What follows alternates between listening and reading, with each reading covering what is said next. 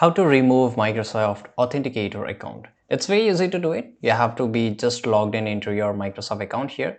And once you're logged in, on the left side, you will see this option of security. So just click on the security, right? Once you click on the security, it will just load for a few seconds, and make sure you have to be logged in into your Microsoft account. Then only you will able to see this kind of options.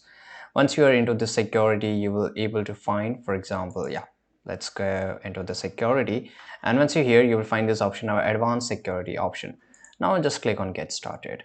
Once you click on get started, you will get an option of basically here, right, add a new way to sign in or verify. By the way, I have not turned on my Microsoft Authenticator, that's why I'm not able to see option here. So if I just click on here, you can see use an app. So if I will able to, I have to add a Microsoft Authenticator. So to remove it, it's very easy.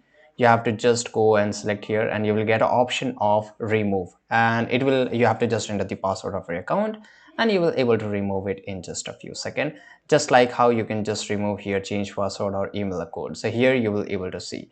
So this is how you can do it. I hope you found this video very useful. If you did, subscribe.